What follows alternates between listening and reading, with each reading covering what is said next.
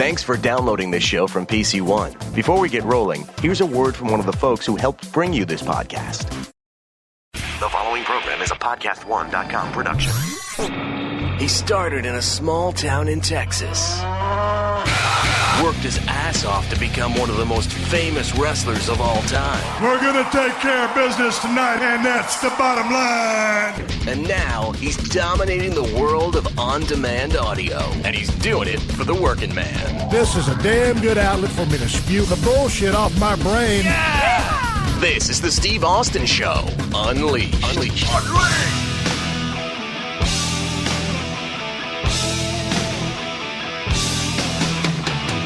All right, everybody, welcome to the Steve Austin Show. I am coming to you from the mean streets of Los Angeles, California today.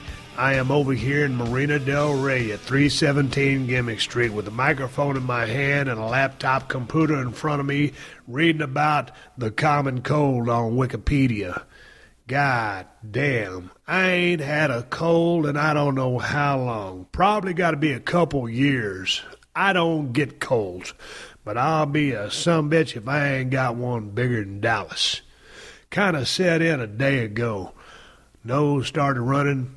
Throat started getting a little scratchy. All of a sudden, my nasal passage is all fucked up. I ain't got no fever. Don't feel bad. I just don't feel great. And my nose won't stop running. I ain't never used so much tissue in all my life. And here's the thing. I'm on Wikipedia. Here's what it says about the common cold. The common cold, also simply known as a cold, is a viral infectious disease of the upper respiratory tract that primarily affects the nose. The throat, sinuses, and voice box may also be affected. Signs and symptoms may begin in less than 2 days following exposure. They include coughing, sore throat, runny nose, sneezing, headache, and fever. People usually recover in 7 to 10 days. Some symptoms may last up to 3 weeks, and those with other health problems, pneumonia may occasionally develop. I ain't got time for no goddamn pneumonia. 7 to 10 days, my ass. I'll be over this cold in 3 to 5. I'm going to beat the goddamn norm. I'm the toughest SOB in the history of the WWF, and that's the bottom line because I said so. Here's the thing I'm looking at. When I go over here to this list of things on the side and some of the things that I just read to you, usual onset, 2 days from exposure. All right, I got to play detective here. Who exposed me to this goddamn cold? Shaking hands the other day in Home Depot. Could have been somebody there. Maybe I grabbed a doorknob after somebody. It could have been there. Maybe I was talking to someone and they coughed on me or sneezed and I inhaled and got a couple of germs in my lungs and that started spinning up that virus. Shit. I ain't got time for no goddamn cold. Shit. I got a podcast to do. Talking about all kinds of shit with my wife today on a podcast about the headaches, hassles, and horror shit of getting our house put back together over at 316 Gimmick Street. I'll tell you what, this podcast is probably the last time I talk about my crib because I've been talking about it for the last 6-7 months on the remodel process and now trying to get the furniture put back in the thing. I mean, it's just almost like I'm starting to beat a dead horse, and I ain't going to do that. But I will be goddamn if it's a hard thing to do is find furniture and all kinds of shit. So there'll be lots of that in today's discussion. I'll be ranting and raving about some of the things that piss me off about Los Angeles or the things that just piss me off in general and some of the things that make me happy. You'll also hear my strategy for some of the things that I do when I go to the doctor so that instead of hearing bad news, when the doctor tells me something, I hear good news. Anyway, it's all a bunch of bullshit here today, man. I tell you what, I'm looking forward to talking to Johnny Mundo here in a couple of hours. As I record this open on a Monday afternoon, Johnny Mundo is headed over here in about 2 hours, and we were going to talk about his new movie. Johnny Mundo came out with a movie. I'm looking forward to talking to him. I'm going to watch this damn thing. It looks exciting. It looks very fun, and we're going to talk about it. I called John up, and I said, hey, dude, I said, I know we're on for 7:30 p.m. tonight, but I want to let you know that I have a cold, so I don't want you to roll in here, and, I can give you the knuckle bump. I don't want to shake your hand or nothing, but I don't want you to sit across from me, and if I'm talking and spraying shit on you, I don't want to get you sick. He goes, hell, Steve, I ain't worried about no cold. I said, well, shit, bring it on, and let's podcast. So I'm fixing to turn my computer on. John sent me the movie we're going to talk about. I'm going to shoot from the hip and tell him what I think about it. And from the clips I saw, the highlight reel or the trailer, it looks pretty goddamn fun. It looks real fun, as a matter of fact. And Johnny looks good in the movie. And it looks great. It was shot great, so it got a lot of production value out of this thing. Johnny Mundo, you're going to hear the whole story about how this movie came to be right from Johnny's mouth, because he told me this story the other day, and I was like, God damn, that's a good story. And he tells it well, and it's a straight-up shoot, and that's what makes it even better. So I ain't got time to fuck with this cold. I'm going to close out this box on the computer and move on down the road. I got to turn this movie on and watch it so I can talk to Johnny and get the 411 about it. Dude, he put his whole shit on the line to make this movie. I'll give you a little thing right there just to hold you over till Tuesday, and you'll get the scoop on it. But anyway, again, today on the podcast, I'm shooting the breeze with my wife. We're working on a bunch of things. It's all good. I got Johnny Mundo coming up Tuesday. Ted Fowler 361's coming on this Thursday or the next Thursday. Y'all have been asking where Ted Fowler 361 is. He's down there in Rockport. Goddamn, we're still friends. I just sold a damn ranch, and everybody's been asking about him. So I talked with him a while ago. We're going to do a podcast, shoot the breeze about some of the old days and all the shit that he's got going on now. Hell, see how the dating scene is going on down there in Rockport.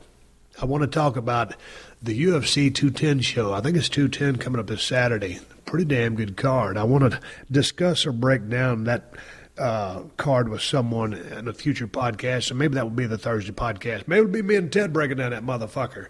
Two guys.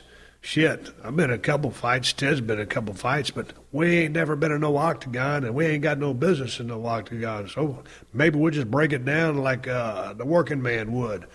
But let me stop this rambling and get on to this podcast. And I got to give you guys a heads up and tell you this. Mother's Day is 3 days away. It's 3 days away, people, and you don't want to be standing there empty-handed come Sunday. So get your ass online and go to Books.com and take care of all the moms and important women in your life. I know that sending flowers online ain't always easy to do. Sure, you get hooked in with that $19.99 advertised price, but then when you get to checkout, the price suddenly jumps to $100, and that's because of all the shipping, handling, and special care fees they got added on. Well, here's the solution. Books.com. Books are farm fresh flowers that can last up to 4 weeks. They're cut to order, and they're always fresh and guaranteed to last. Books flowers start at just $40, so they won't break your bank either. And when I say $40, I mean $40. Ain't no hidden fees. Ain't no special care and handling fees either. What you see is what you get with the Books. And right now, if you register at Books.com and use my promo code Steve, you'll save 20% off your order and receive a free weekday delivery. So register now at thebooks.com and use my promo code Steve to save 20% off your order and get free weekday delivery. That's promo code Steve at thebooks.com.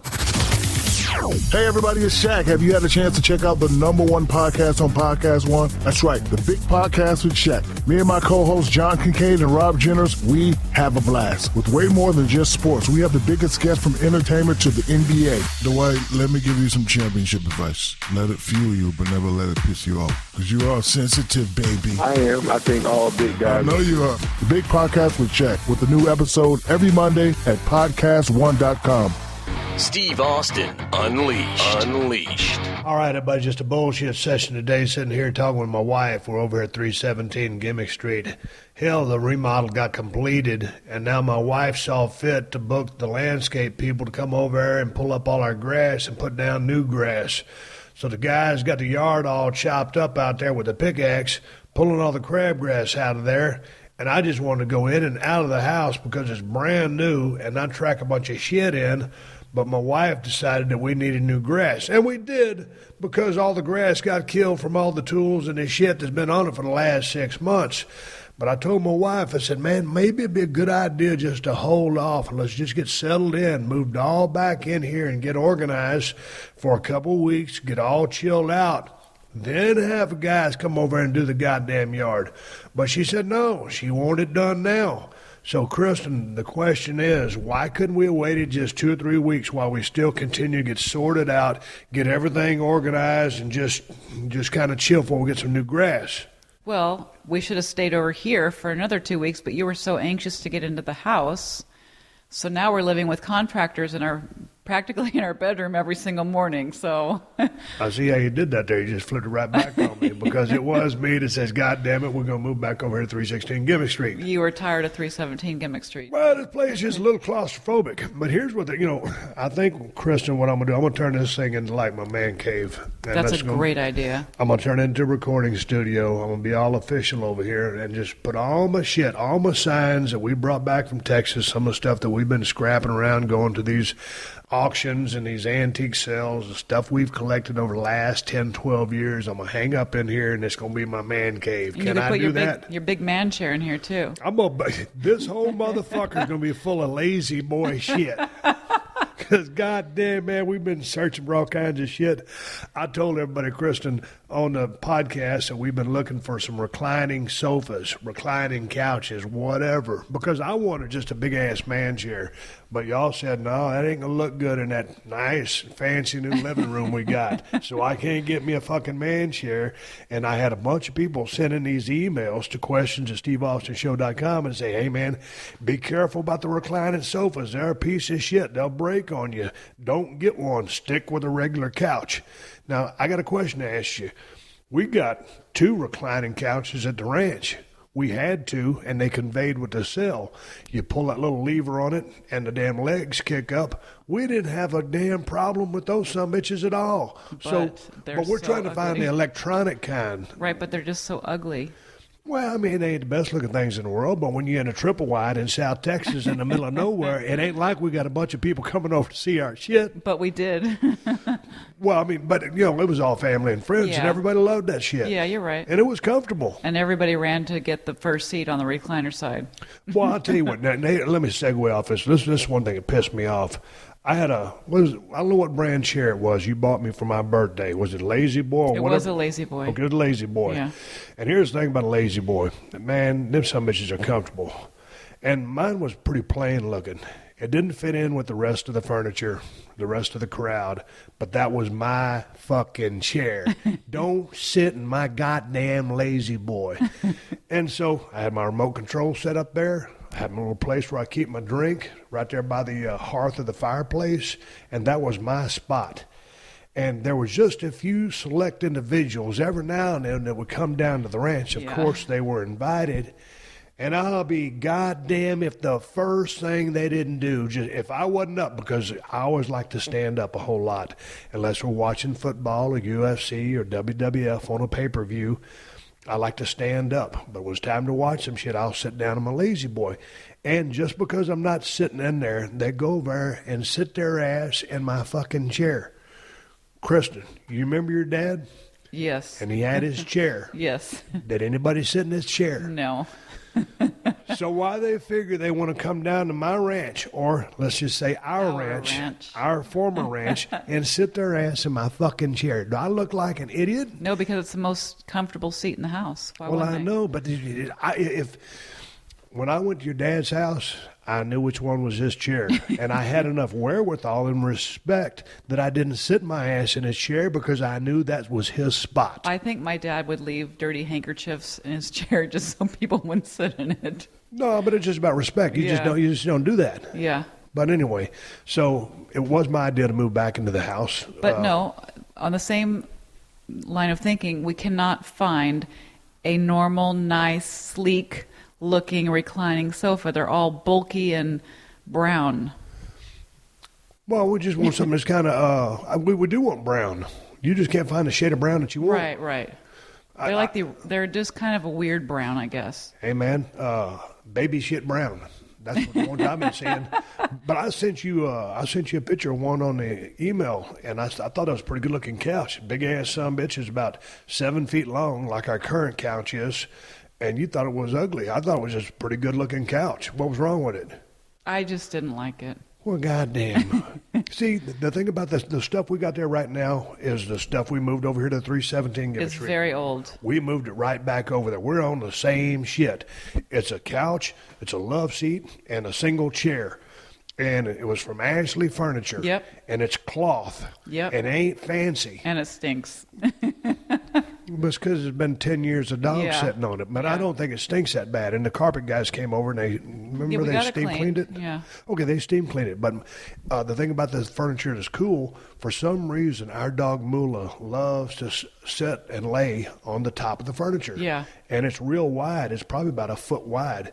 And the problem is, you go into these stores these days, and they got these sorry-ass couches. It looked like something that you put in a lobby in a hotel. I mean, like a fancy hotel.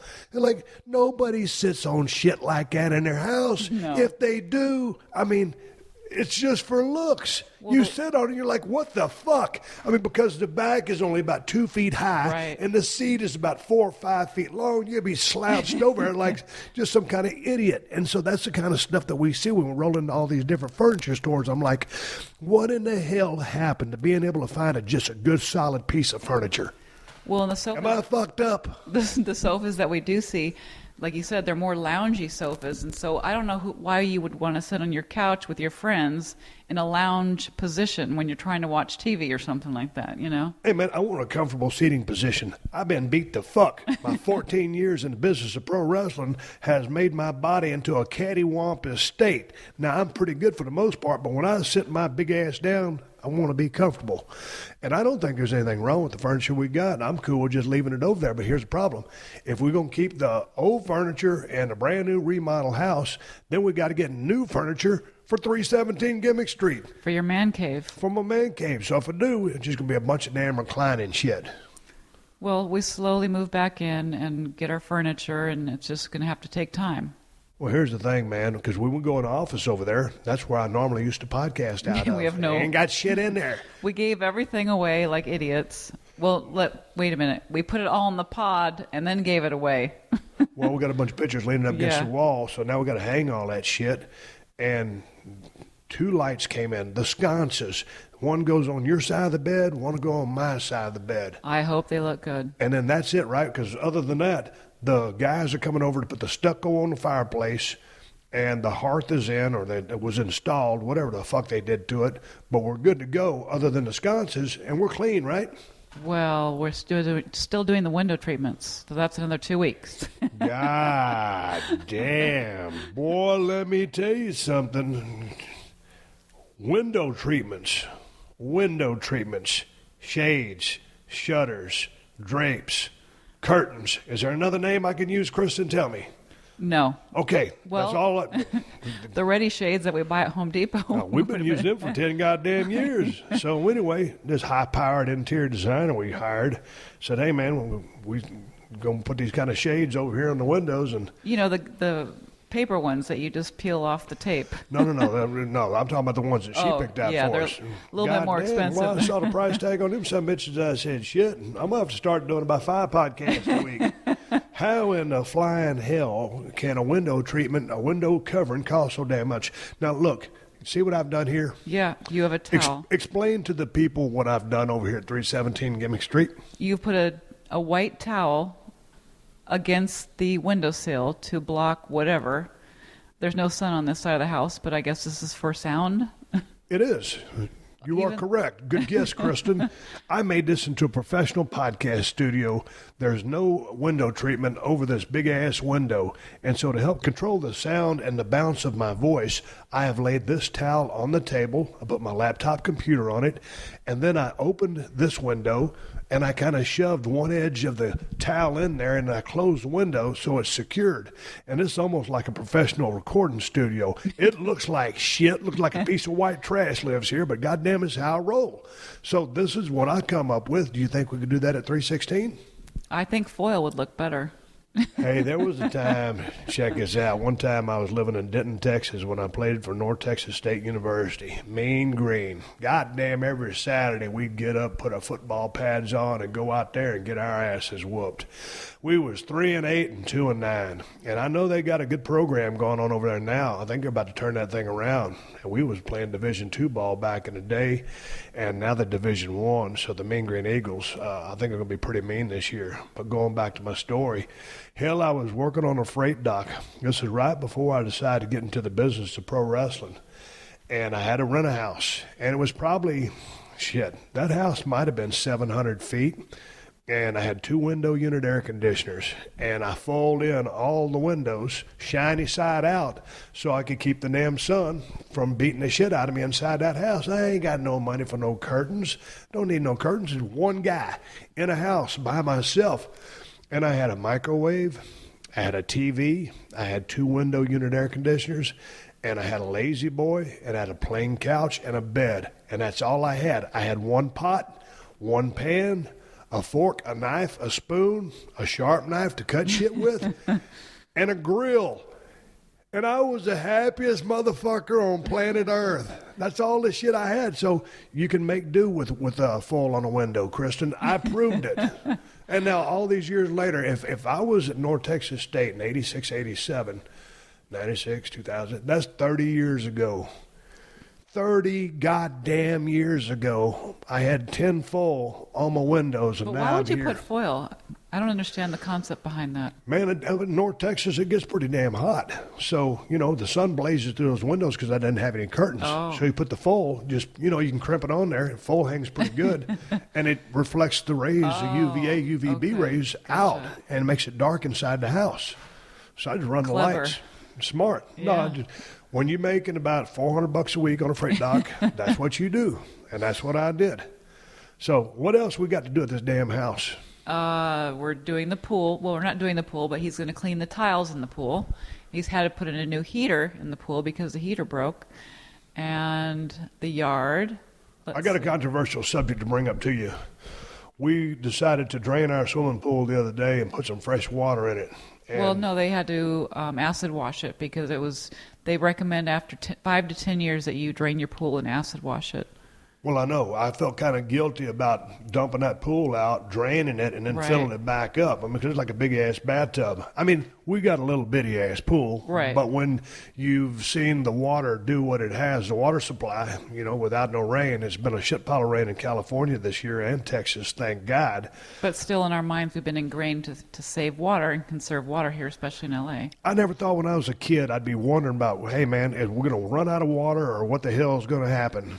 Because these days, when you look at the Colorado River, it splits off into, 5, 6, 7 states drawn out of that. I have no idea. Or Lake Mead, I mean, the stuff that we look at, or Lake Yeah. Oroville, that dam that they're trying to fix before all the snow starts melting in the Sierras. Yeah. There's all kinds of bullshit going on. But for a while, California was in a drought. I think probably about 80% of it is non-drought now. It should be good. There's still some dry spots out there in Texas. All of our tanks dried up. Right. But my point is, it just felt bad wasting that water. But at least you said, hey, we had to acid wash it. And the pool guy, and there wasn't no work, he said about every 10 years you need to drain Right. the damn water out of this thing. And that's the first time we've ever drained that Right. goddamn water. So Yeah. it might have been in there a couple of years before we got the house. Oh, yeah, for sure. So we got some new fucking water. How many Does that times- mean you're going to go swimming? Tell the people on the damn podcast how many times I've been in that swimming pool. We've played volleyball in there once or twice. We played volleyball in there Or once some or sort of twice. little paddle tennis game we played. I've been in that swimming pool. We've lived in the house 10 years. I've been in that damn swimming pool 4 times, and 3 times were on purpose. 1 time I fell in. Yeah, and ruined my goddamn iPhone. Yeah. I'm not a water person. I don't know how you can go a mile down the road out there on Venice Beach, or is it called Marina Del Rey Beach? Because we live in Marina Del Rey. There's a difference. Or when you go that way, do you turn into Venice? Yes, it's Venice Beach down there, yeah. Okay, you go down and lay by the damn ocean all day long. Love it. And then every now and then you go in the damn water and cool off. Yeah. And that's some dirty ass water. Well, I don't much go in that water anymore because it is gross. When you got trash around your ankles when you're coming out of it. Boy, you're looking good with your bright orange bikini and those seaweeds and trash hanging off your wheels. Like baby diapers wrapped around your... But I was talking to, remember Strongman, Steve Strong from Yeah. the World Gym? Yeah. He used to tell me those guys would go out there, he would surf with them. And then they come back with sores on their face and hands and shit like that. I said, well, man, why do you get in that water if it's so goddamn dirty? Because when it rains, That's the worst time to go. Yeah, when it rains, all that shit just washes off the mean streets of Venice and Marina Del Rey and all these RV people out here. Man, They're not really RV people. Well, you can't call them homeless because they got a home and it's an RV, but they just park on the side of the roads here. Right. And now it's against the law to stay in a certain Overnight, spot for too long, because what they do, man, they'll get in front of your house and they just live there. And you're like knocking on the door and they're like, come in. Can you move this motherfucker so I can park in front of my house? But every now and then, some of those people will pull their black plugs, their drain plugs, or sewage plug, which is black water. They'll pull their black water plugs and dump all their shit. Right on a city street. Right on the city streets. And they wonder why they got so much heat with all the citizens that live over here. And I don't know for what reason I do know for what reason it is. Why they got to come to Marina Del Rey in Venice to hang out. It's the place to be. Why don't they go, fuck that, why don't they go out to the goddamn desert, to Mojave? It's hot. Yeah, because they're smart. Yeah. But it's just like, man, get the fuck out of here. And they're, well, I got no problem with people being in their campers, but when they're pulling their black water in your black yard, water, and then all the water washes it down there, it's just a pain in the neck. Well, it's a public nuisance too, or it's a health problem because, yeah.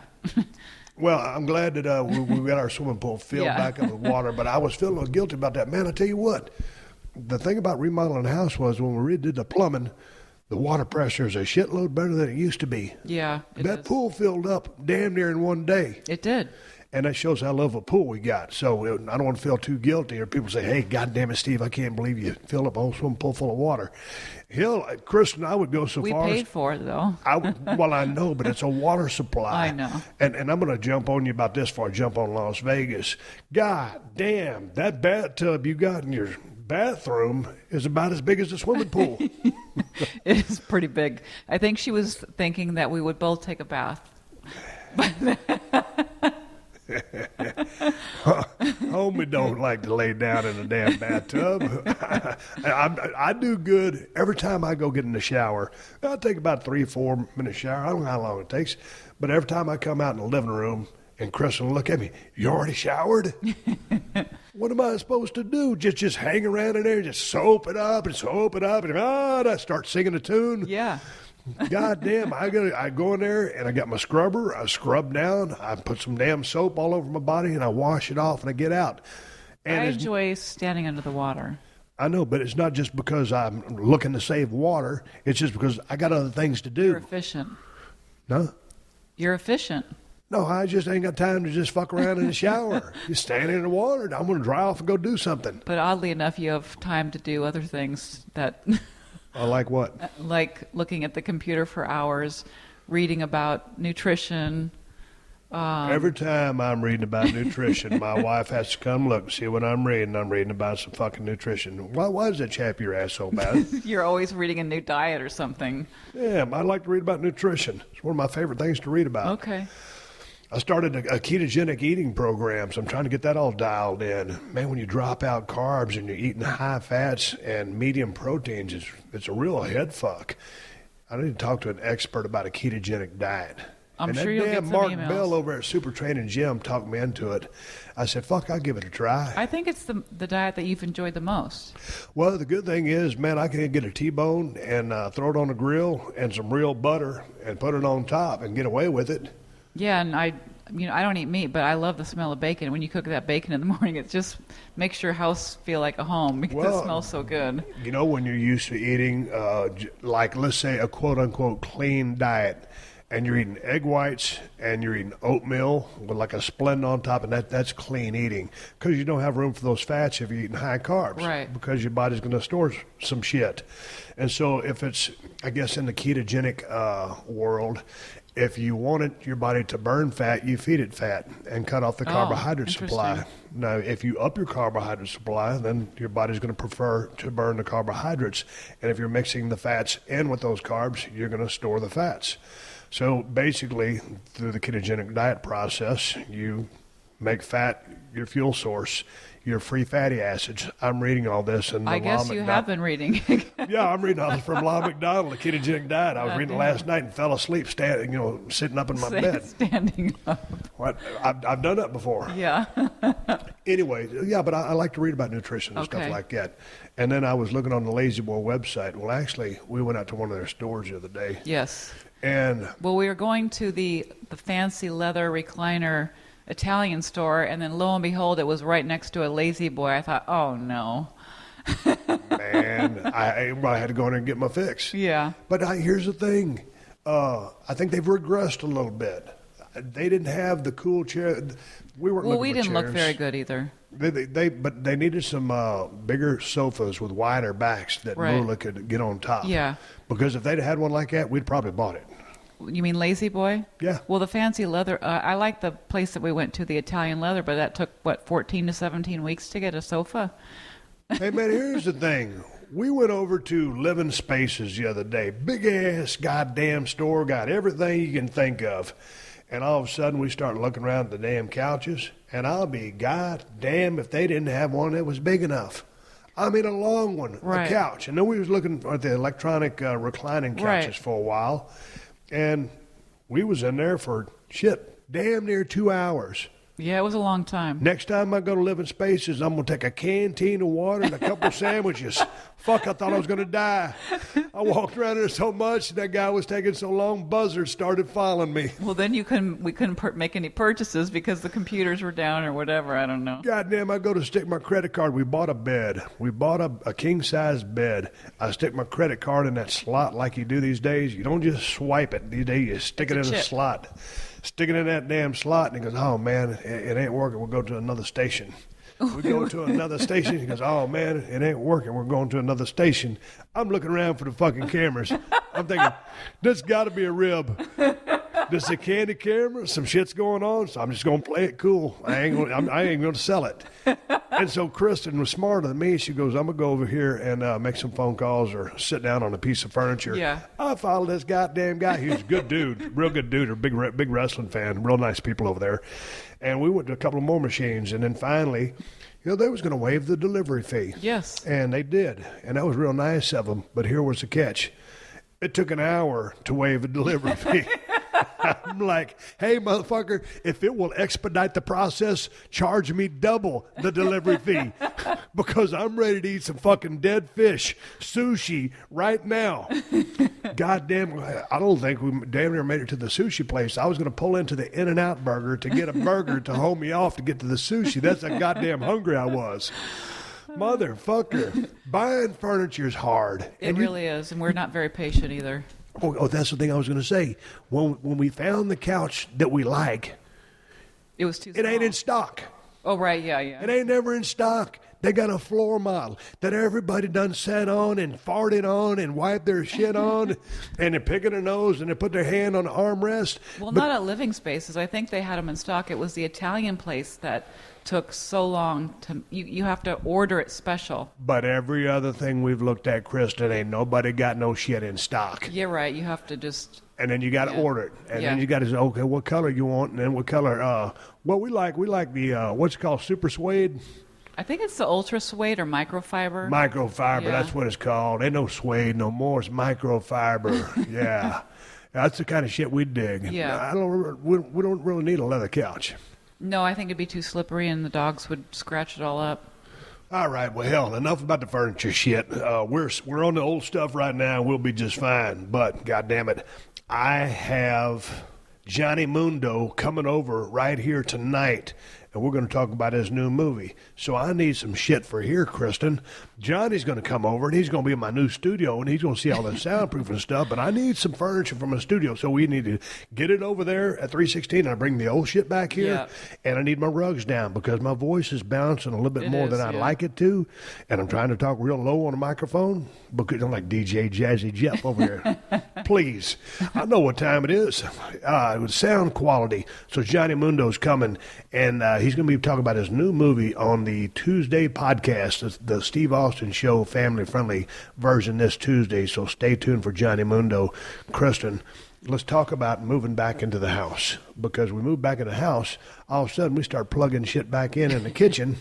And the GFC outlets won't. They keep popping every time you put 2 outlets in there. GFC. You put 2, what do you call them, GCFs? I forget. ABC, GCF, GFC. GCI. You know those little buttons you push when you get... GFI. The GFI. God damn it. Well, Boy, we're not electricians. I got shocked real bad when I was a kid one time from sticking my finger in one of them little slots. And it turns out we was having a hard time pushing our plugs into those things. And you know, like when you stick a plug into an electrical outlet, one side is bigger than the other side. I guess that's a positive and a negative. Or I don't know. One's a ground, whatever. So I couldn't get the goddamn plug to go into the electric socket. So I'm thinking... So we had to call the electricians No, I back. figured I got it reversed. I turned the plug over, and it still wouldn't go in.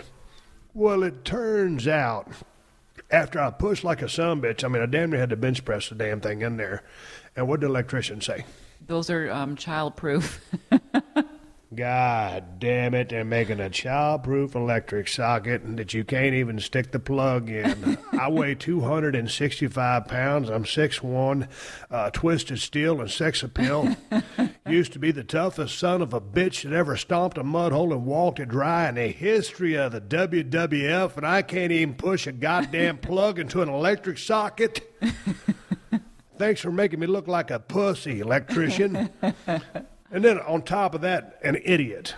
So finally I got everything plugged in. Everything's working. And the now. fucking GFIs kept popping off. Right. I'm like, hey, we basically just got our house rewired, replumbed, re-roofed, rebuilt, and the goddamn electric's popping off. Well, there just was a minor fix the next day. And the contractor did tell us we're going to discover things as we, live in it that need attention. So that was one of them. Goddamn attention. It got 7 months worth of attention. I want to move in. Give me a reclining couch or just a regular couch I can sit my fat ass on and an ottoman to put my feet. That's all I want, Kristin. We do have ottomans.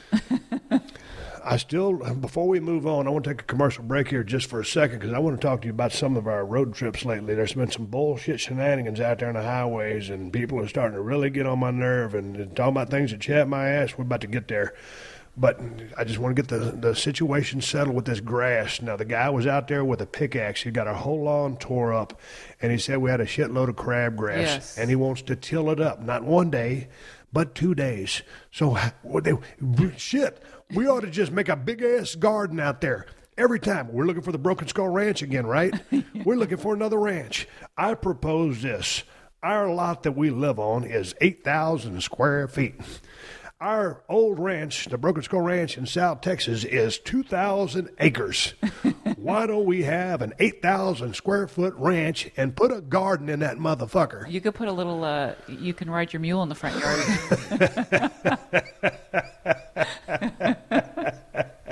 I'll give you credit on that one. I can't even turn it around. I'll ride forward 20 yards to the fence, and I'll back up 20 yards to the fence. And I'll drive forward to the fence, and you get what? it. We could take the gates off, and you can go into the backyard with it. Oh, no, hey, you man, wouldn't. here's a question for you. The other day, I saw someone riding a little buggy around in one of those electric buggies. Yeah. And so I want to find out why I can't ride my Kawasaki mules on the streets of Los Angeles and get it street legal, because that buggy was about the same size as a Kawasaki mule. Just because it's electric, they got the license or the right or the license plate to be able to ride the streets, and I can't. Well, it is California. Boy, I tell you what, and that's why I'll always have a place in Texas. Sometimes this state pisses me off. Now, I love the weather, but some of the stuff that goes on around here is just absolute bullshit. Damn, if you can drive an electric car on the goddamn road, I ought to be able to drive my buggy. Now, well, it's not an electric car. It was like a golf cart or something. No, it's electric. Yeah. Hello. Motherfucker electric. And with no motor on it, well, it was an electric motor.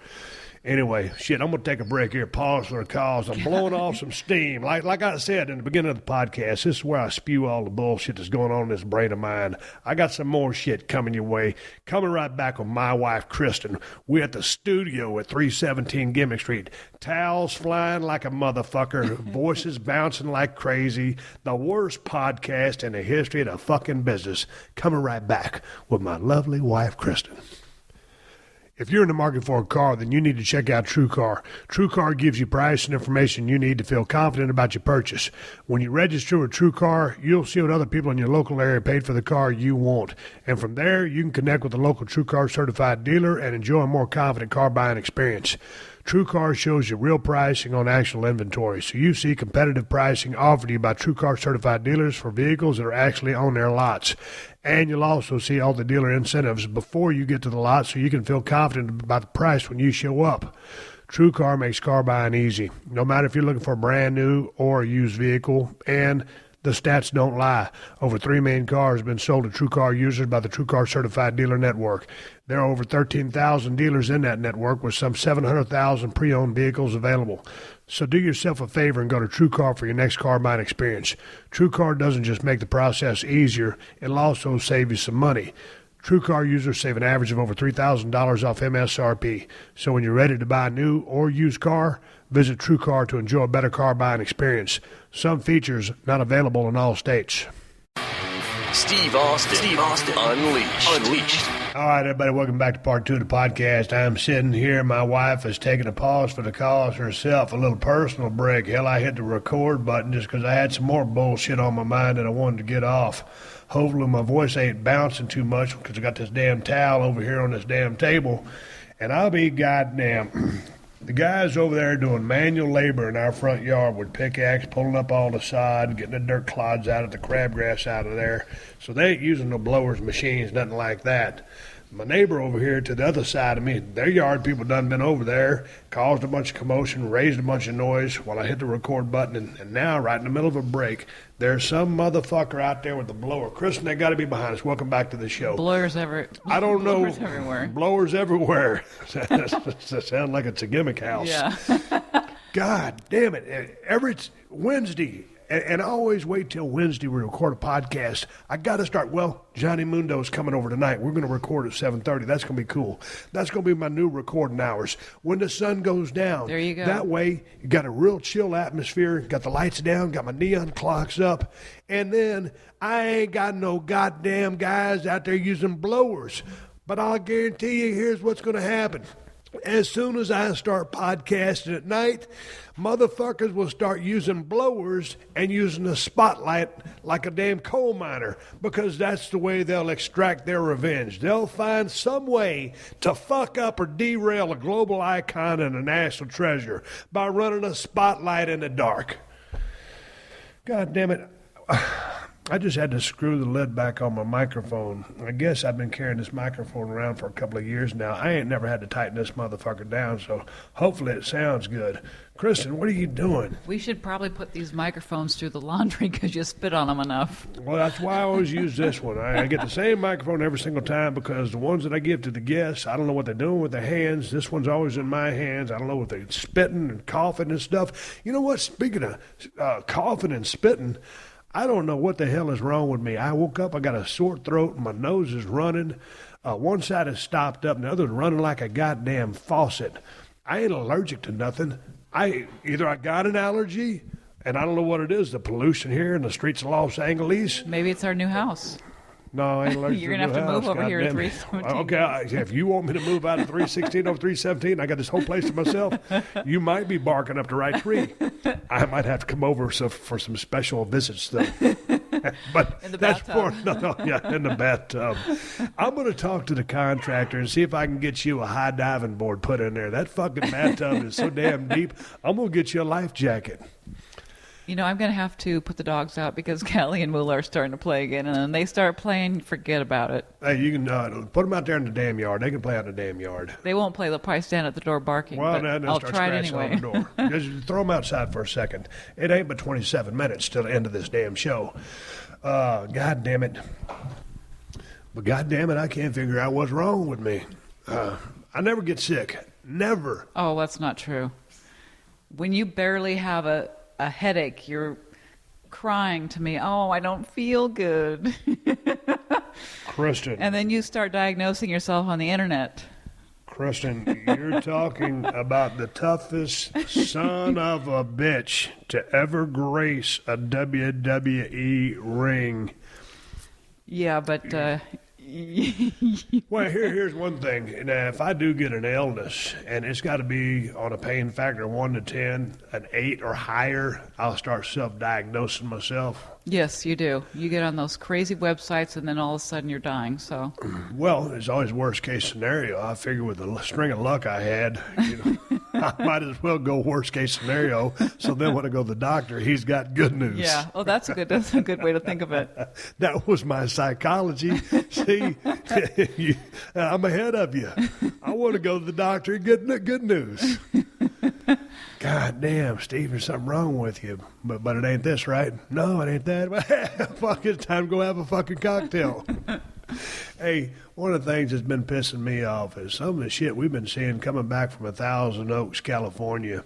Where's Thousand Oaks? Is it 40 or 45 miles from us? It's about 50 miles. About 50 miles. It's down to 405, and then you hit the 101, and then you jump off there. But it's not in Thousand Oaks. It's the travel to Thousand Oaks. That's frustrating. No, just giving our route. Okay. They're jumping up at 405, and, the 405 is pretty straightforward. What's it, about 4 or 5 lanes wide each direction? Big freeway. And the 101 kind of same way. 101 starts getting a little twisty. A little bit different drivers out there. But anyway, goddamn, we was coming out. The Maserati drivers, Maseratis have been killing me lately. And how many people drive Maseratis? Well, lately, about 10 or 15 of these motherfuckers have been the biggest assholes I've ever seen in my life, cutting me off. The other day, there was a Maserati racing a goddamn Chevy Camaro, and they was traveling together because they had similar license plates. And they were like on everybody's ass. I was driving a pretty good clip, going about 75, 80, and they passed me like I was standing still. Get right up on the motherfucker, and you got 15 feet distance between you and the car. Maybe their car's 14 feet long, and they just switch right in there and just cut everybody the fuck off. And it's been the Maserati drivers, and it's starting to chat my ass. I don't know what the deal is with it, because normally I'm all over the Priuses. Right. In El Paso, it's always a gold-colored car. and now it's a Maserati. So why is everybody buying a Maserati is my question. I don't know. Was that Italian? Yeah, Italian, I think. I mean, like maybe Joe there was a Walsh. sale on 'em. That Joe Walsh sang in a song a long time ago, my Maserati does 185. He lost his license, and now he don't drive. I wish these motherfuckers that drive these Maseratis out here would lose their license because, Kristin, they could be close to ending someone's life. Oh, I know. People don't get that. And in saying that, when I'm looking at you right in the face, your husband, a global icon and a national treasure. I don't want to go out like, hey man, goddamn, I heard old Steve got taken out. He went up to that big wrestling ring in the sky. Well, what got him? Oh, some dipshit driving a Maserati flicked a cigarette out, hit him in the windshield, caused some discombobulation, and he veered off the side of the road and killed himself. I don't want to die in a fiery crash caused by a Maserati. Better than a smart car. God damn. Breath of air. Rewind. Breath of air. Rewind. Paul Lazenby will appreciate this story. We was working on a movie a long time ago in Canada, a shitty low-budget movie. And I had a day. It wasn't shitty. Well, it was technically. It was a low-budget movie. Subjective. Hang on, someone just came to the house. Pause for the story. Well, here we are again. I'll be goddamn if someone didn't ring our doorbell, and it was our contractor. The guy who's overseeing the work over at 316 Gimmick Street, with some good news. We've only had good news on this house. Before, we go to the contractor story, the story I was going to tell about the movie in Vancouver was when I was walking the streets on a day off, and I stepped off a curb, and a smart car damn near killed me. And that would have been an embarrassing way for a global icon and a national treasure to go out, was to get killed by a smart car, because that would be a real dumb thing for me to do. I think you would have caused more damage to the smart car than the car would have caused to you. So here's the thing.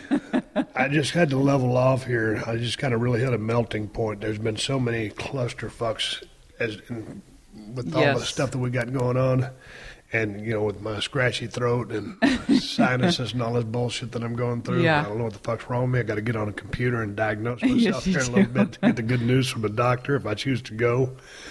My tone has changed because you were gone trying to solve the problem, and you're going to get to the problem in just a minute. But you were gone so long, and I'm sitting here with the battery running on this recorder with the pause button pressed. I'm sitting there thinking, man, goddamn, okay, where's she at? She got to be coming back soon because she knows we're right in the middle of the podcast, and I'm not actually interviewing her. We're talking together, so she's going to be back here pretty quick. And then you weren't back here pretty quick. So then I said, well, I'll just call her. And right when I'm dialing your number, I look right over by the backside of my laptop computer, and there's your telephone. Forgot to take it. And I always tell you, when we get separated, please have your phone so that we can get in touch with each other. Because a lot of times when we go to Home Depot and you get lost, No, you get lost. I'm telling the story. Okay. A lot of times we go to Home Depot and then you get lost. I wonder where you are. I'm usually at the cleaning supplies. When in doubt. Goddamn, we always get sidetracked in Home Depot. I'm going to get one thing and she's going to get another, or I'll make a run to the restroom. Because goddamn, I mean, when you go to Home Depot, that's a big ass store. Yeah, but the restroom's always the furthest point from the entrance. Always way back, far right back end corner from the cash registers. It's a long way back there. Take you a sandwich and a canteen of water. Follow the buzzards, as Bray Wyatt would say. Son of a bitch. So anyway. Now my phone's ringing again. Who is it? Are you going to answer the call? I better answer this call. Okay, I think it's our pool guy. All right, your phone just rang. You took a phone call. I've been stopped and started so many times. I don't know whether shit or wine my watch. So now what's going on? I owe everyone a beer. Yes, you do, because you answered the phone call. Yes, I did. You were good because it didn't ring, because you had it on silence. Right. But when you took the call... I knew it was something house-related, so I knew we had to deal with it. What in the flying fuck is going on now? Well, the phone call or the contractor ringing the doorbell? Let's go with the contractor ringing the doorbell, because that's when you was gone for almost an hour. Well, we were trying to finish the fireplace today, and apparently the stucco people brought the wrong color. So now we have to put the fireplace off yet another day. So luckily, our contractor, being such a great person, noticed on the bag the wrong color that didn't match up with his records. So I'm glad he even noticed it, because we would have had a fireplace in the color of turquoise. He'd walk around with a pamphlet in his hand and had this circle right there. It's this kind of gray-looking stucco. Titanium. And then they brought the other color. So, yeah, you damn good eye on him. Because, man, they'd been stuck on that summit up, and we'd have walked over and like, what the fuck happened to the turquoise fireplace? And then we'd be our interior designer talking us down. No, turquoise is in style. Turquoise is in style. Mitch Hedberg. Anyway, just one more fire to put out for the day. God damn it. I was talking about them stupid drivers on the way out there at Thousand Oaks, and we was coming back from your mother's the other day, and you saw the damnedest thing we'd seen in a long time. It was a doozy. And it was a Prius driver, in fact. A Prius driver, a millennial, a hipster, whatever you want to call him these days. Don't condemn the hipsters and millennials. He was driving with his knees, cigarette in one hand, texting with two hands, and no hands on the wheel. Dude driving with his knees, got his iPhone in his hand, he's texting, and he got a cigarette in the left hand. With two hands, though, he was texting with I've never seen two-hand texting. I've never seen anything like it before in my life. Yeah. Well, that one time when I can't remember, I was doing the podcast back then. I was driving to Long Beach. Maybe I was going to talk to C.T. Fletcher. Dude was reading the newspaper. Oh, yeah. No, Dude was reading the newspaper. We were going out to my mom's at the same time. Oh, yeah. I mean, this guy... It's the 101 freeway. He wasn't even trying to KayFabe it. See, the thing about these people, they put their iPhones down there on the center console or down there in the lap, and you can see their eye line. You can see where they're looking. They ain't looking at the road. But this dude had a newspaper spread out over his whole fucking steering wheel. On the freeway. The 405. No, I was on the 101. Yeah. God damn it. I wanted to go over and honk my horn at him. Put it that way. See, I usually honk my horn at texting people just to scare them a little bit. I probably shouldn't do that because then one's going to hit me. They overcorrect. But it just bothers me so much because every car you look at, somebody is texting and driving. Every car. Well, Kristin, you were going to get on the computer and look up a statistic that was talking about the high rate of whatever happens when you text message. Well, it's just as bad as drunk driving. It's worse. It's the new drunk driving. Yeah. God damn it. And they said I was listening to the news coming back home, and they said this woman I think it was on La Cienega, which is a busy street, veered 3 lanes into another car because she was texting and driving. Didn't even faze her one bit. Another lady, the CHP officer was talking about, was on her cell phone. He pulled up to her. She looked at him, still didn't hang up, so he finally just pulled her over and gave her a ticket. You're not supposed to have, well, in California, Yeah, it's hands-free. Yeah, hands-free. I got pulled over a couple of years ago. I was just using my speakerphone. I had my phone held out, didn't have it by my head. And sure enough, motorcycle cop, and he pulled me over bigger in Dallas, right there by the car wash on Lincoln. I pulled over, and he goes, "Man, you can't be talking on that phone." I said, I thought you could talk on speakerphone. He goes, "No, hands free." And he gave me a ticket for sure. You've been with me a lot of times. I got out a few tickets. I was proud to take that ticket. So now I no longer talk on my phone. And I always got my headphone in. See, I use Bluetooth, and I don't understand why most cars today have Bluetooth. Well, the other day when I was getting all the cars shined up, that 2003 Ford Focus ain't got no Bluetooth. Oh, that's true. My 95 Ford Bronco ain't got no Bluetooth. That damn Range Rover, I don't know how to work a son of a bitch. My Chevy pickup, 2003 model, ain't got no Bluetooth. Now, you hearing what I'm saying? Okay, gotcha. And, I can't hear no good anyway, so I like to use the headphones because it goes right into my brain. Now I got to hit the pause button because Callie's raising hell in there because she wants to eat. We're trying to wrap up this podcast. I'm coming right back with my wife. All right, I have to take a minute here to thank another fine sponsor of the Steve Austin Show, who also happens to be a close personal friend of mine and a member of the WWE Hall of Fame, Diamond Dallas Page. Y'all know what I'm going to say next. I'm going to tell you to get on the DDP Yoga program. And I'm not telling you that because Dallas is a sponsor. I'm telling you that because it's a damn fine fitness program that will get you on the path to healthy living and keep you there. You heard me run down all the pro wrestlers doing DDP Yoga. Everyone from Jake the Snake to Scott Hall to Chris Jericho to RVD to Mick Foley. Mick's the latest to join the program, and he's dropped over 100 pounds, and I'm sure that once he's recovered from his recent hip replacement surgery, he's going to be back to his DDP Yoga workouts. And there's no better time than right now to give DDP Yoga a try, especially since Dallas is giving y'all 20% off the DDP Yoga DVDs, the DDP Yoga Now app, and all DDP Yoga-related merch. Hats, T-shirts, heart monitors, mats, and more. Just go to ddpyoga.com/Austin. The DDP Yoga Now app gives you everything you need to achieve your health and fitness goals. DDP's got tons of workouts, nutrition tips, and recipes, a way to track your progress, and even offers motivation for those days that you need it most. The app also lets you access live workouts from the DDP Yoga Performance Center. And like I said, you get all that for 20% off by going to ddpyoga.com/Austin. So get on the DDP Yoga program today and change your life. Just go to ddpyoga.com/Austin. That's ddpyoga.com/Austin.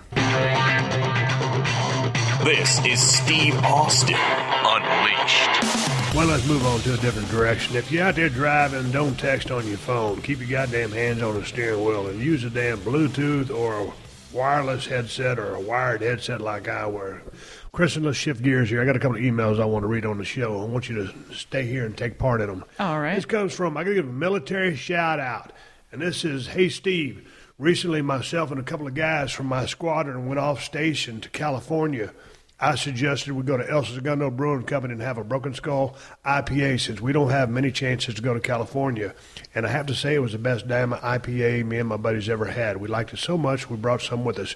We would appreciate a shout out to the men and women of the 314 AMXS from Little Rock Air Force Base in Arkansas. We were in California showcasing the C-130, and it was an absolute pleasure. Take care and swig a beer for us. Joe Gonzalez, shout out to the 314 AMXS dedicated crew chief and the Air Force Base in Arkansas. Appreciate you guys coming down to California, and thank you very much for the email." Here's another question from Devin in Ohio. He says, "Steve, I'm a big fan of yours in the shows, and I was wondering what's the story behind the tattoo on your leg. When and where did you get it, and why did you stop at only one? Thanks for your time." Well, I'll tell you what, Devin, there's actually two tattoos on my left leg, and I'll tell you a story about how they happened. I've always been enamored with skulls. I just think they're cool looking, and I like them. So when I was about 23 years old, I was working on a freight dock in Dallas, Texas at Watkins Motor Lines. Me and my good friend Rob Webb from College Station, Texas, got off our shift there at the Watkins Motor Lines and said, "Hey, man, let's go get a tattoo." I'd always wanted one, and I knew I'd get a skull. So we loaded up in the damn car. We used to carpool every day together. Drove down to some shithole tattoo parlor in Dallas, Texas, and I got a skull tattooed on the inside of my leg. Now, you're probably referring to the tattoo on the outside of my leg, and that's a state of Texas with a longhorn skull in it. So I actually had 2 tattoos, and the first one was done when I was 23. That Texas one was actually done right outside of Douglasville, Georgia, when I was living in the Atlanta area working for WCW, probably in about 94, 95, right before I got shit canned and moved back to Texas and then on to California. I love tattoos. I always liked looking at good work. I stopped at 2 just because in the business that I was in, I just didn't know if a bunch of tattoos on me would, be up my alley. Now, obviously, tattoos have worked great for a lot of people, man. Undertaker, Randy Orton, Batista, a lot of guys with a lot of ink. If you're watching UFC, man, everybody's got ink in the UFC these days. But it just wasn't the look that I was going for. Again, I love them. I love the work. But that's where I decided to start, and that's where I decided to stop. Kristin, how come you never got no tattoos? I have no desire to have a tattoo. Well, why not? I mean, don't you think they're badass? I mean, if you see some great art. The artwork is, but I don't have any desire to have a needle on my skin painting colors on it. Just the thought of it is not. It's not for me. I've never wanted a tattoo. Well, you're hot about it. Jesus. I think skin is beautiful without tattoos. I don't know. Next question. You know, Kristin, here's another question. I'm still getting a lot of questions and comments about the Broken Skull Ranch, and this comes from a guy named Alan Young. He listens to the podcast, and he really enjoyed the podcast, me talking about my story of leaving that place. And he says, P.S., I'm an avid hunter, and I can't lie that I didn't get a little choked up listening to you at the end of that podcast. I've been a listener from day one, and some of my favorite episodes are with you and Teddy from the ranch. I've been out on our property for over 20 years hunting and have a ton of memories with my father, who passed away a few years ago. I know I'll shed a tear when the time comes when we can no longer lease it. Hearing you get choked up a little made me think about our memories of our place, and it got to me too. God dang, Alan, I tell you what, I got so many good memories of that place, and hunting with my dad and all my brothers and my sister, my mom coming out there.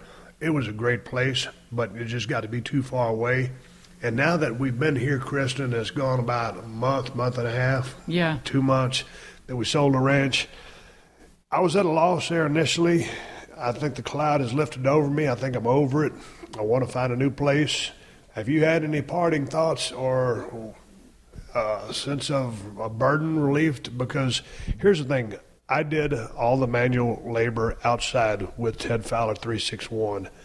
You maintain all the interior stuff, and you're the one that paid all the bills, whether it's fuel, protein, electricity, DirecTV, this, that, telephone line.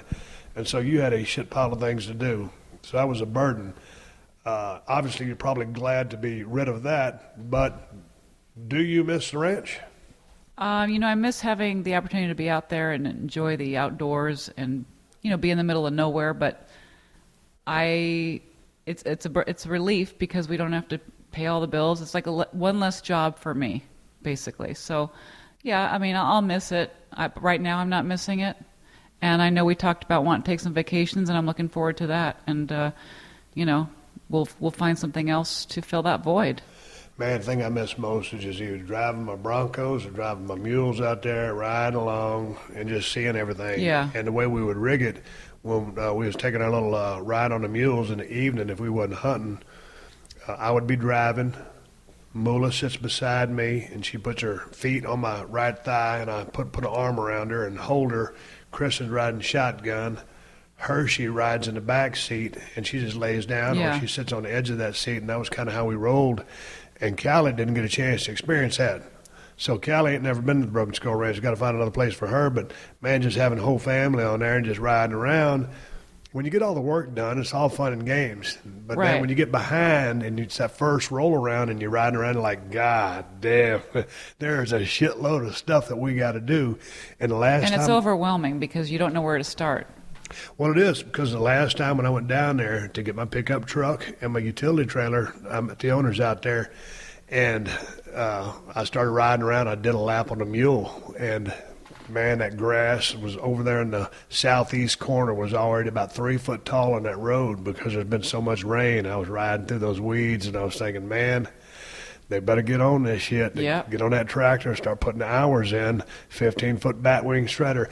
And mowing's fun for a little bit, but when you're just mowing day after day after day to get that some bitch low and mean like I liked it, it's just a lot of work. So for me, I was like, when I closed that gate for the last time and looked back down that road, I was like, man, are we doing the right thing?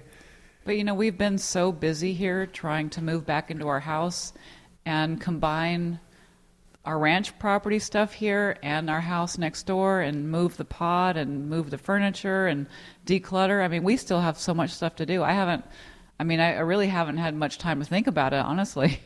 Well, and that's true. And we still have some Chester drawers and shit like that in our front driveway. Yeah, and we have a blanket. We have 2 chests of drawers. We have, it's pretty, Well, we're downsizing from a big-ass ranch to this property here in Los Angeles, Right. so it's going to take some time to do it. And the other day, you were stressing out about it. I said, hey, man, just chill out. I said, I know Right. we want to get this thing organized and get it behind us, but you just can't. I just like to put a period on everything. I don't like things to be undone. I just want it complete. I'm okay with a shitload of stuff in the garage, but when you got stuff in your driveway, it's time to put that shit up. If Well, you and we've shut a got door on it. 2 sheds full of stuff that we don't use. And I keep telling you, can we please clean the sheds out? Well, what are we going to do with this stuff? Well, that's the thing. Now that I got a pickup truck, I can put the stuff in, but you got to drive like 30 miles to go to the landfill here in Los Angeles. And when you go, you weigh in.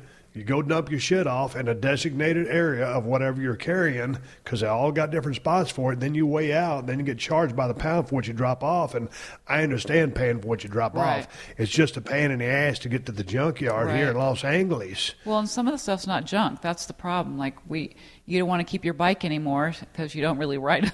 Goddamn, I built a hell of a damn mountain bike. Well, I didn't build it myself. I bought a mountain bike, put all the bells and whistles on it, and this summit is badass. Yeah, it's it like is. a top dollar machine. And fuck, I ain't gonna ride that summit around no more. And why aren't we going to do that? Well, I might get clipped by a car. A person texting and driving. That's why I won't get on my bike. That's the exact reason why I don't ride my bike anymore. Well, see, really? Yeah.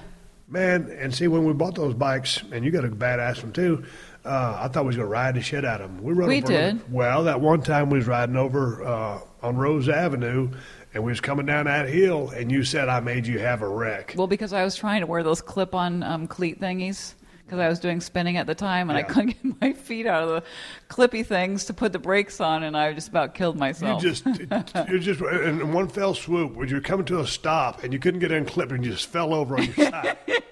And I slid down the hill. And back. Of course, it was your fault, too. Yeah. and back then, I mean, I was scared for you. I was like, all of a sudden you're blaming me. Like, how in the fuck was it my fault that you're clipped in, couldn't put your leg out to come to a standstill, and you lay on your side all scraped up? I don't know how people ride bikes with those clip-on shoes, whatever they Oh, are. man, it's cool when you get in the groove because I had some, too. I mean, I got so good at it, I was thinking about riding the Tour de France. Shit, put me on a bunch of gas. I can win the Tour de France just like anybody else can. Well, Kristin, I'm sorry to say this, but I am going to wrap this podcast up. I'm going to do a close. I'm going to send this to Stacy over to 90210. Stacy, I have hit the pause button on so many occasions on this podcast. I apologize, but that's the clusterfuck that's been going on in my life. When Lillian Garcia came over here the other day for do her podcast, I said, Lillian, I'm slammed. I'm busy as hell. I said, but I got to do your podcast because I told you I Yeah. would. But there's so many more things we got coming up, and a lot of shit I can't talk about. But it's just busy. It's good busy. I'm not sitting there complaining about it. But between contractors at the house all day, the dogs, and now I have got Callie sleeping on my lap. Oh, we had them locked out, and then Callie started crying, so then we let them in, and then Hershey goes gets a gallon water jug out of the damn trash can. That was the last interruption. Yeah, that was the last interruption, and then your phone's going off, then you disappear, and then you ain't got your phone. I try to call your phone, and it's right there by me. I said, well, she can't answer that. Your poor listeners. Yeah, and what a clusterfuck. Babe, I appreciate you guys sticking with me. Got Johnny Mundo coming up this Tuesday. We're going to talk about his new movie he's got coming out. I'm fixing to watch that thing, and he's going to be my guest Tuesday. And then Thursday, I believe Ted Fowler 361 is going to make a return to the podcast. Ted Fowler 361, probably on Thursday. And I want to break down that, what is it, UFC 210? I want to talk about UFC. I think that's the right number. But nonetheless, Kristin, no social media to report. I am Steve Austin, BSR on Twitter and Instagram. Coming right back to close this show down. My name is Raven, professional wrestling superstar, raconteur extraordinaire, and other adjectives. Or is it adverbs? Anyway, join me in a motley assortment of friends, enemies, ne'er-do-wells, and know-nothings as we banter about all kinds of nonsense every Monday here at the Jericho Network on Podcast One. Download and listen to the show on PodcastOne.com, the Podcast One app, and Apple Podcasts. Quote to Raven, nevermore. Steve Austin, Unleashed. All right, everybody, give me the go home cue. It's time to wrap up his podcast and ride off into the sunset. And as you can tell, there's a lot of shit out here in L.A. that's fucked up, and a lot of shit over here at my crib that's fucked up and needs to get fixed. And we're working on it, and jumped off from the middle of a discussion with my illustrious wife, Kristin. Kristin, thank you for putting up with my sorry ass. And thank you for joining me on the podcast. Pleasure talking to you. Hey, quick shout out. I want to send a big thank you to everybody who sent me an email to my email address, questions@steveaustinshow.com, and on my Twitter account, SteveAustinBSR, for the comments on the Shane McMahon interview. God damn, I had a blast talking to Shane, and I appreciate all the feedback that you've given me. It's been a long time coming. Again, I was supposed to talk to Shane back in Baltimore. I had that rotator cuff surgery and didn't get a chance to talk with him live and in living color on the WWE Network. But he came out here to 316 Gimmick Street, and we laid the goddamn shit down on the table and started recording and had a really, really good time. I have known Shane McMahon for a long time. It was good to catch up with him and then hit the pause button and talk a little bit KayFabe bullshit and then go across the street. And I ate a T-bone steak and drank a couple of glasses of whiskey while I talked to Shane a little bit on the DL. Great time seeing him. Thank you very much for your feedback. Appreciate you listening to the show. Couple plugs I got for you. Shit, if you're looking for some badass T-shirts, I got them over at ProWrestlingTees.com/Steve Austin. All the shit I wore last season on Broken Skull Challenge. Hell, all the goddamn seasons. Hell, if you're thirsty, you can't find another IPA as good as a Broken Skull IPA at El Segundo Brewing Company. Hey, that's my favorite. If you got your favorite, that's good for you. But try this one out. I think you might dig it. Hey, man, you can also get Broken Skull IPA at Whole Foods and Total Wines if you live in California. And if you ain't in Cali, check out InsideTheCellar.com to see if they ship to your state. And you can find everything Steve Austin related at BrokenSkullRanch.com, and that includes the Cold Steel Broken Skull knife and the Cold Steel Working Man's knife, a collaboration between the two of us. Anyway, I got to say one more thank you to all the fine sponsors of the Steve Austin Show. That's how I'm able to do this podcast for you twice a week for free. And you can find all my sponsors at PodcastOne.com. Just click on the Killer Deals button on the top of the page and then click on the Steve Austin Show banner. Hey, folks, keep listening. The 60-second AP News headlines are coming up next. Until then, my name is Steve Austin. I'm kicking this Cole's ass, and I will catch your ass down the road. Download new episodes of Steve Austin Unleashed every Thursday at PodcastOne.com. That's PodcastOne.com.